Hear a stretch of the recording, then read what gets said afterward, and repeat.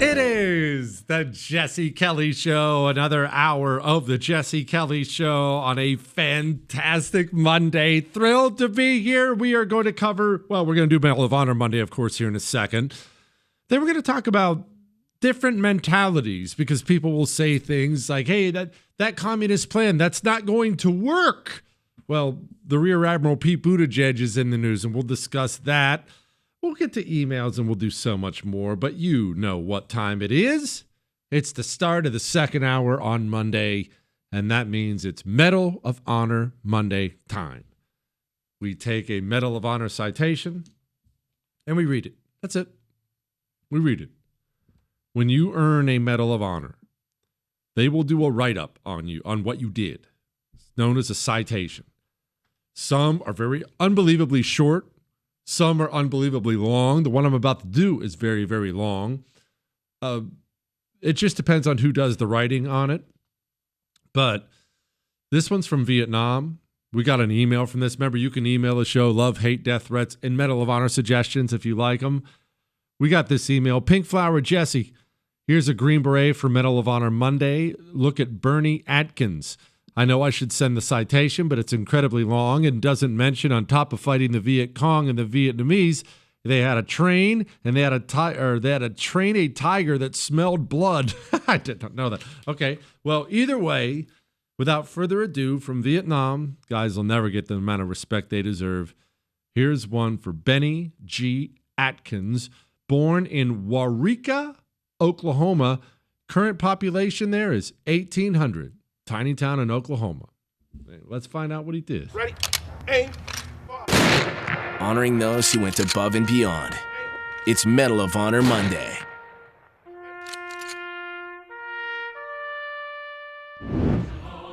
Sergeant First Class Bennie G Adkins distinguished himself by acts of gallantry and intrepidity at the risk of his life above and beyond a call of duty, while serving as an intelligence sergeant with Detachment A-102, 5th Special Forces Group, 1st Special Forces, during combat operations against an armed enemy at Camp A Shah, Republic of Vietnam, from March 9th to 12th, 1966.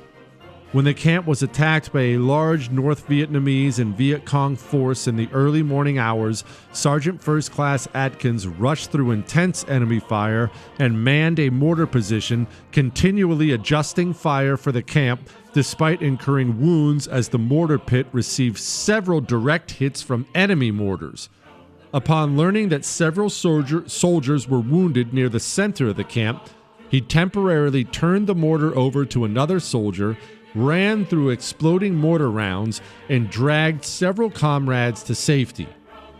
As the hostile fire subsided, Sergeant First Class Adkins exposed himself to sporadic sniper fire while carrying his wounded comrades to the camp dispensary. When Sergeant First Class Adkins and his group of defenders came under heavy small arms fire from members of the Civilian Irregular Defense Group that had defected to fight with the North Vietnamese, he maneuvered outside the camp to evacuate a seriously wounded American and draw fire, all while successfully covering the rescue.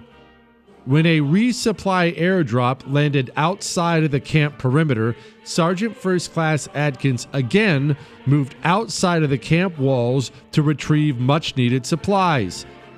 During the early morning hours of March 10th, 1966, enemy forces launched their main attack, and within 2 hours, Sergeant First Class Adkins was the only man firing a mortar weapon.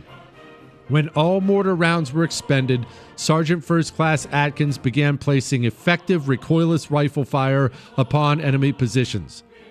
Despite receiving additional wounds from enemy rounds exploding on his position, Sergeant First Class Adkins fought off intense waves of attacking Viet Cong. Sergeant First Class Adkins eliminated numerous insurgents with small arms fire after withdrawing to a communications bunker with several soldiers. Running extremely low on ammunition, he returned to the mortar pit, gathered vital ammunition, and ran through intense fire back to the bunker. After being ordered to evacuate the camp, Sergeant First Class Adkins and a small group of soldiers destroyed all signal equipment and classified documents, dug their way out of the rear of the bunker, and fought their way out of the camp. While carrying a wounded soldier to the extraction point, he learned that the last helicopter had already departed. Sergeant First Class Adkins led the group while evading the enemy until they were rescued by helicopter on March 12, 1966. During the 38-hour battle and 48 hours of escape and evasion, fighting with mortars, machine guns, recoilless rifles, small arms, and hand grenades, it was estimated that Sergeant First Class Adkins had killed between 135 and 175 of the enemy while sustaining 18 different wounds to his body. Sergeant First Class Adkins' extraordinary heroism and selflessness above and beyond the call of duty are in keeping with the highest traditions of the military service and reflect great credit upon himself, Detachment A-102, 5th Special Forces Group, 1st Special Forces, and the United States Army. Daggone. Vietnam, man. You know, I've been kind of nerding out on a bit of Vietnam recently. Yes, I'm still doing my kamikaze research, but I've been nerding out on a bunch of Vietnam stuff. And one thing that was amazing about that war and horrible about the war was they were really good too. They were the Vietnamese, the North Vietnamese and the Viet Cong. Remember, the Viet Cong, they were the rebel guerrilla group in South Vietnam. There were North Vietnamese Army. Those were the Army regulars. But then there were Viet Cong in the South. Those were the ones who pretended to be farmers and things like that. And then they'd grab a rifle after dark and go kill somebody with it. But they weren't untrained. Remember, they had just fought the French. After World War II, the Vietnamese people wanted to expel the French because the French had colonized Vietnam back in the 1800s. Vietnam's great for rubber, and rubber's huge, always will be huge. So Vietnam wanted all the rubber. They colonized Vietnam. Finally, post-World War II, the Vietnamese had had enough and decided to square off against them. And they beat the French army. I know you're laughing because it's the French army, but for a tiny country like Vietnam to defeat a country like France is a big deal.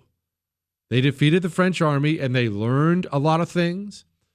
All those tunnels, you remember hearing about all the tunnels. Surely if you know anything about Vietnam, you know that they have this huge underground network of tunnels, many of them connected. We're talking underground hospitals and places people sleep and it's vast.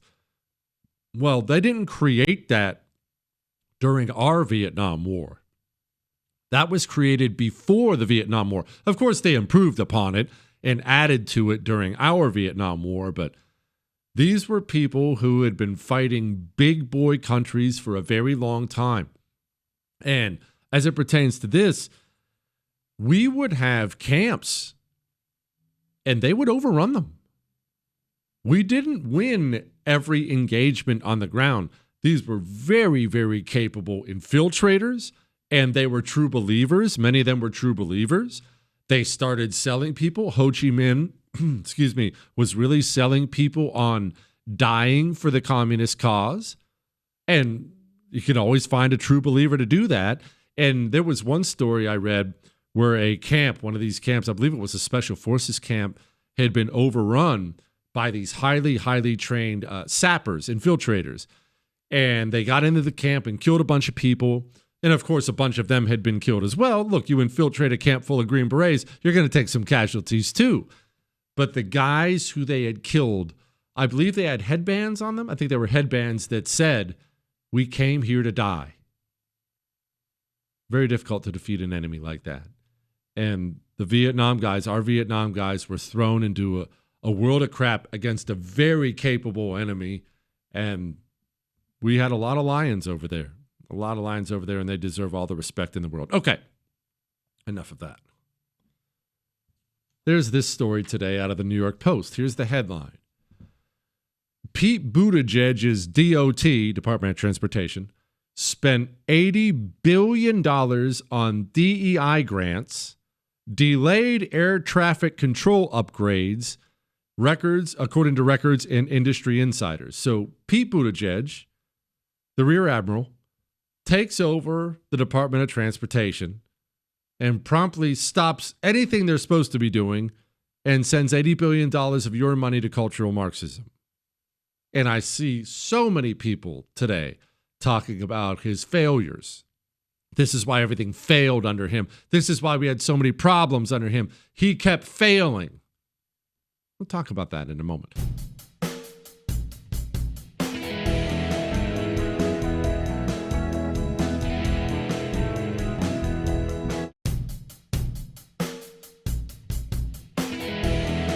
It is the Jesse Kelly Show on a wonderful, wonderful Monday. Remember, you can email the show, love, hate, death threats, jesse@jessekellyshow.com. So Pete Buttigieg is catching some heat because now we have some records that show he's delaying air traffic control updates. We have planes running into each other, crashing. People are dying. Pete delayed those updates, but he spent $80 billion on DEI grants. What an idiot. He failed. That's why things didn't work. If you think like that, you don't understand what you're up against. I'll pair that with this headline. German green agenda saw the electric grid costs double over the past decade. Ah, those idiot Germans, they went green and it failed. No, it didn't. It worked exactly as it was intended to work. Air traffic controllers, not having enough of them and them not doing their jobs so people die, would never be looked on as a failure by a communist like Pete Buttigieg. It's looked at as a failure by you because you're somebody who wants things to work right. You care about people. You want things to work properly. You want things to improve. And so when someone takes over the Department of Transportation and promptly blows $80 billion on a bunch of Black Lives Matter gay stuff, you think to yourself, wow, what a failure. He should have hired air traffic controllers. But it's only a failure if you have the same goals. And this is what the right still does not understand. They don't share your goals. I'll tell you, pause on this. We'll come back to it. I want to play you something. It's on the same subject. Don't worry. I'm not changing the subject. Pete Hegseth, new Secretary of Defense, came out, put out this video talking about we're going to change the way officers get promoted in the military. Here he was. America's sons and daughters who serve in our military deserve the best leaders commanding them, which is why we need to reform the promotion system at DOD, how we get those leaders. We're proud that Brigadier General Anthony Tata has just been confirmed as our Undersecretary of Defense for Personnel and Readiness. His predecessor, Jay Hurst, signed a memo tasking the services to support reforms that I've asked my friend, Stu Scheller, you know him, to recommend changes by looking at the entirety of the selection and retention process for our military's officer corps. And that includes training and professional military education, officer evaluations, promotions, and command selection. That was a bunch of words. What did he mean by any of that? Well, let me break it down if you actually look at the document and understand what happened. What has been happening under the communists is officers in the military were promoted for being, well, loyal communists. DEI promotions all across the spectrum.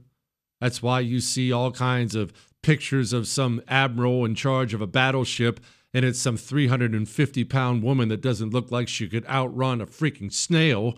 And you look and you say, how in the world could that person get promoted? She's a woman, probably a lesbian too. How could this idiot get promoted? How could that idiot get promoted? How could that? The communists took over the United States military and completely reformed the system to promote only those loyal to them, which would, of course, prompt someone like you to say, why would they do that? That's going to weaken the military. That doesn't work. No, you have different goals. You care about your country. You care about the troops. You care about the military.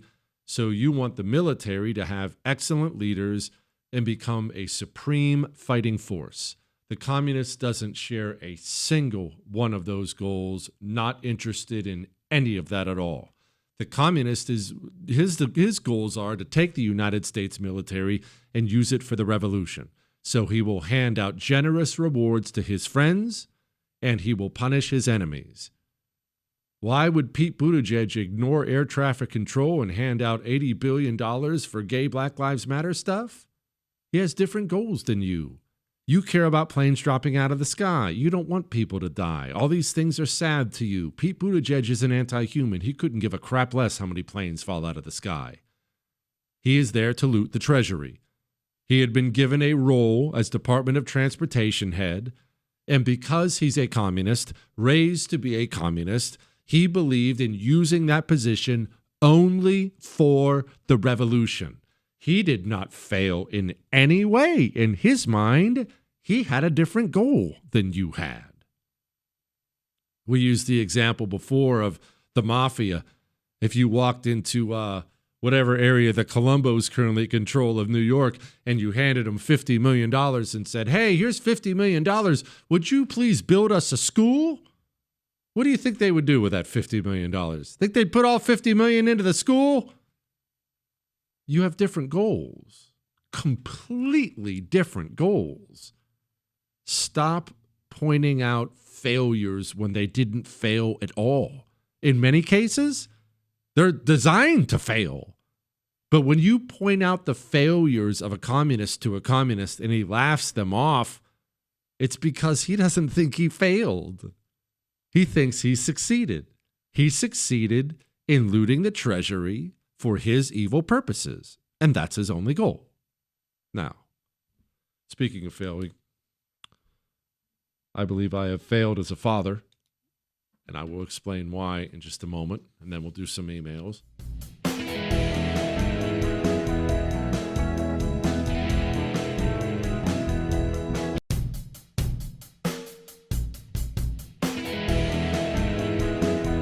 It is the Jesse Kelly Show on a wonderful Monday. It's been a Medal of Honor Monday, and we're about to get to some emails because I'm behind on those. But first, I have to tell you that I failed as a father. I was in the car with Luke, my youngest son. This was yesterday. We were just cruising down to get a bite, and Luke starts talking to me about Kanye West. And apparently the guy, I mean, you know, I don't do really pop culture stuff, so I'm really out of the loop on most of that stuff. But apparently he's completely lost his mind and was singing a song called Hail Hitler. I didn't even know that was a thing. Chris, have you heard of this? I would figure you would have, or something. You did? You did? That's a real thing? Oh, gosh. Okay, well, apparently he was singing a song called Hail Hitler, and my kid is just amazed by this whole thing. He said, Dad, he started playing some Hitler speech. What's wrong with him? And I said, Dad, I said, Luke, listen. People, when they get super famous and rich, they lose their mind lots of the time. It just happens. I don't know why, but when you get super famous and rich, you lose your mind lots of the time. And on my life, he looks at me totally deadpan and he says, oh, well, I'm glad you don't have to worry about that. What a jerk. I don't know who raised that kid. He certainly didn't learn that from me. Probably his mother. Hey, Jesse, I remember you talking about the effectiveness of speed in any battle you're in. You gave examples of different conquerors using it throughout history. With the documents Tulsi Gabbard just released, why haven't they been arrested yet? Also, I believe you're from the Ohio Valley. I am. And you never talk about the best pizza in the country, DeCarlo's Pizza. Yes, DeCarlo's is freaking legit. I don't know if I'd say best in the country, but it might be. Okay. So what I have to be very careful about what I'm about to say, not because I'm worried about offending people, as you well know. I have to be careful because I don't want what I'm about to say to sound like I'm making pre-excuses for Pam Bondi. I am not. I am hard, have been hard and will be hard on Pam Bondi. That is just the way that's going to be. I have not been impressed so far, and I've been hard on her. Way too many Fox News appointments. Way too few. That's definitely not how you say that. Too few arrests of government officials. I have been hard on Pam Bondi. She just got the documentation. And remember, we talked about how Obama filled up the government with communists for 8 years. Well, those same communists who did that with Barack Obama, the Lisa Monacos, the Anita Dunns, they all went right back into office when Joe Biden took over, and they just did it for another 4 years. Plus, Trump's first 4 years, they didn't drain any of the swamp. So we have 12 years now. 12 years of the government being filled up with these people. The Department of Justice in particular. How do you picture it? I'll tell you how I picture it. It's one big building. It's full of a bunch of lawyers. Because it's the Department of Justice, surely there is a line out the door for people trying to get a job with the DOJ because it would look great on the resume and it would be very, very prestigious. Is that not how you picture the DOJ? Chris, Corey, was I all? Okay, that's how you generally picture it. However, it's just like any other organization. Personnel is policy. There are only so many positions, and the communists have filled it up for 12 years. Bondi, one thing I will definitely give her credit for, has been slowly draining it. Many of them resigned. She's getting rid of others. James Comey's daughter being one of those. She's getting rid of others. Now let's pause on that for a moment. Have you ever wondered or marveled at how vicious communists can be to people? How vicious and mean they can be when they get an opponent. Maybe it's a traitor to their cause.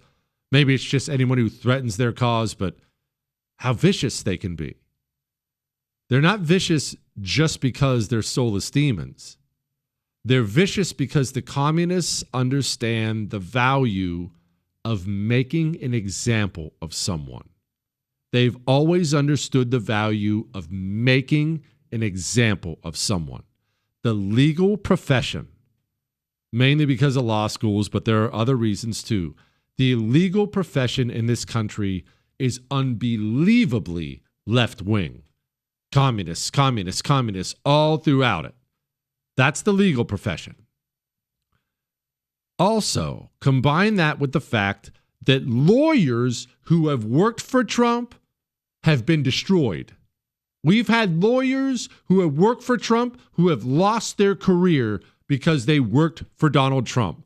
Why did the communists do that? Not just to punish that individual lawyer, but to send a message to any future lawyers: you are not allowed to defend the right. You are not allowed to work with the right, or we will crush you, we'll disbar you, we'll have you arrested. Pam Bondi doesn't have the personnel. I know they're working to fill those positions, and I believe they will fill those positions. But I'll tell you, as the layman, I picture a line. Surely there's a line of conservative lawyers out the door who want to work for the DOJ and build that resume. No, there aren't. They watched what happened to the last ones, and they say, well, why would I go work at the DOJ? Trump is gone in 3.5 years from now. Then I have that on my resume, and I can't get hired anywhere else in the country. I lose my entire career.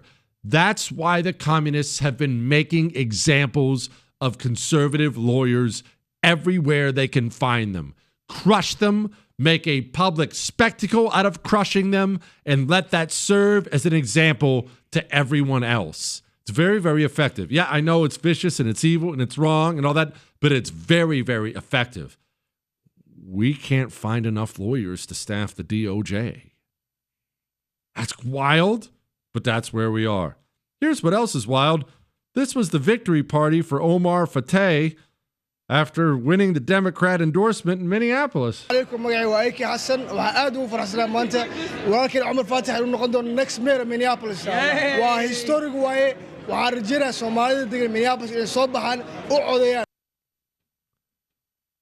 A reminder that mass immigration does not become suddenly wonderful just because politicians make it legal. It's not only illegal immigration that is bad, legal immigration en masse is just as bad. And we still have not managed to purge the Republican Party of people who think like this. Here's brain dead idiot Maria Salazar out of Florida. We give them dignity. At some point in the future, another legislator will write another law to give them path to citizenship.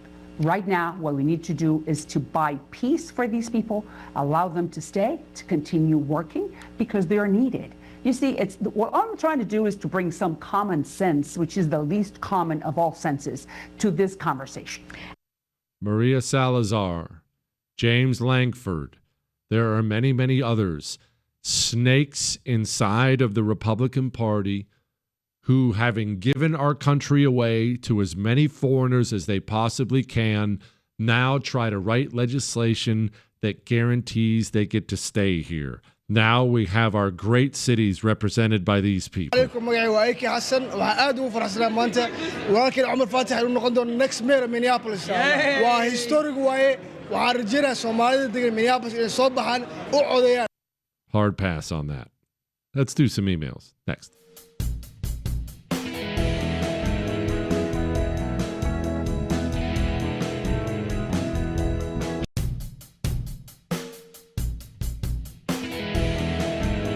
It is the Jesse Kelly Show on a fantastic Monday. Remember, if you miss any part of the show, the podcast is free. iHeart, Spotify, iTunes. Download it right on your phone. Enjoy it at your leisure. Don't roll your eyes when I say it like that, Chris. I used to say leisure, but now I'm educated. No, yeah, it's right. I've started when I drink a cup of coffee, I put my pinky up. I'm going to get a monocle. I actually what, Chris? I've always wondered, how does that stay in there? There's no way that can be very secure with the what? You have to scrunch your face? Why would I want to scrunch my face up all the time? That's it does look fancy though. With a monocle though, you do have to add a cane. And you and I have had this discussion before. What? Don't make that face. You and I have had this discussion before. I really want a cane. I won't. It's not just the twirling. I want one that either has a sword in it or one of those ones that shoots a gun. I know those dirty Russians had one. They killed that one guy. What, Chris? They did. They killed that guy in London about it. You're so dumb. You don't understand this stuff like I do. You don't understand the spy game, Chris, the way I do. Hey, Jesse, how close is the U.S. dollar to collapse? Why isn't anyone talking about it as much as they should? Well, obviously, you hear me talk about it all the time. Collapse is a strong word. It's already happening. You are 24% poorer than you were back in 2020. You are 24% poorer because government keeps spending and printing money. Inflation has not gone down. It has not. Prices have not returned to where they were. And government spending and printing, coincidentally, has not returned to where it is now. And so what will happen from here is very similar to a family, maybe you've been here, that is buried in debt. You make $100,000 a year, but you owe so much more money. And at first you can weather that storm. You can make those payments. We're behind a little bit on the car. Let's pay this car. We won't pay that car. The mortgage payment, let's make sure that, hey, we could probably cancel insurance. We won't take a vacation this year. So you will slowly but surely, as a country, start to make do with less. You will find that your dollar doesn't go as far. You will look around one day and see that your standard of living is lower than your parents, and you will start asking why. I don't understand. It's because of government spending and printing. It's not probably going to be a collapse all at once of the dollar. The debt continues to pile up and pile up and pile up and pile up with no end in sight. And as it piles up, what we will be is a less reliable person to loan money to. You understand why people with bad credit get higher interest rates? People with good credit get lower interest rates? That's because people with bad credit are risky. They're a riskier person to loan money to. So you charge them more for that money. America is already seeing higher interest rates because we need people to buy our debt. The interest rates will go up.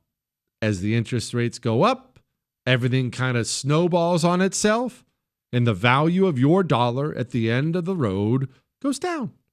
Your standard of living goes down. You're in the middle of the US dollar collapse. I don't waste as much time on it as I used to do, just because no one cares. Every time you get a Republican in there, Republican House, Republican Senate, Republican President, you hold out some kind of hope that there may be some kind of cut here or there, but there's just no interest in that at all. None. There's no appetite for it. Every president, Republican and Democrat, they all want to do big things. Oh, we got $1 trillion. I mean, we had Trump bragging about it. We got $1 trillion defense budget. Bragged about it. Why? We're $37 trillion in debt and we're not at war. Why do we need $1 trillion defense budget? That's insane. But again, no one cares. What I just said, I'll have a bunch of email, I'll have a bunch of hatred. Oh, you can't criticize it. No, I can. I absolutely can. Because as the dollar continues to go down, your life will get worse. And as your life continues to get worse, I'll keep getting emails from people saying, I don't understand. I'm explaining it right now. You cannot spend $2 trillion a year more than you take in as a government without the people themselves getting smashed. You can't.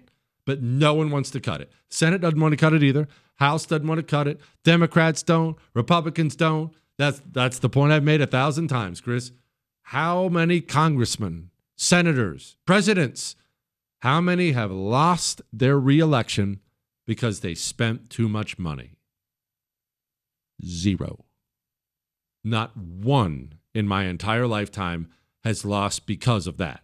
We've had incumbents who have lost, don't get me wrong, but that's never been the rallying cry of the people who ran against them. People don't care. Jesse, happy birthday. Oh, please. That was yesterday. And you know I don't want to focus on the fact that I turned 44 yesterday. I am not a selfish person. I'm a person who makes it about others. So I'll say this. Yesterday, somehow it got out that it was my birthday. And yesterday, had so much love pour in. Just emails and texts and social media of people to tell me how much I mean to them and stuff like that. Like this one. Started listening to you this year. You had me at Red Lobster. I was in the work truck and lost it. The void that Rush left has finally been filled. Political talk, but also funny, and a historian. You're the only one that has that. Thanks for making my workday hum along. You get enough messages like that on your birthday. Eventually you sit back and you have a moment of self-reflection and you realize, I'm really important. I'm a huge, important celebrity. What, Chris? Why? Famous people going crazy? Chris, that's not me. I was always like this. You know, that's at least what Ob says. Whenever I complain or someone complains about something I've done, she always says, oh, he's always been like this. I don't know why. Jesse, I would visit, he said late night after work, I would visit an after work watering hole, but I've decided to change my ways and find myself visiting high-end places like White Castle and even McDonald's instead. As you say, as long as you're struggling, you're winning. It might be baby steps now, but they are steps nonetheless in the right direction. 100% true. You got a vice you're trying to dump? If you have to replace it with another one that's maybe not quite as bad, then do it. March forward. I love White Castle. That reminds me of that time I brought home those frozen White Castle burgers. And Ob, in a fit of rage, you're giving the kids too much junk. Threw them out, Chris. Yeah, she threw them out. I'm still upset about the whole thing. All right, let's talk briefly, very briefly, about Colbert getting canceled. I don't care about that, but why do Democrats? Why are Democrats really rallying against that? Hang on.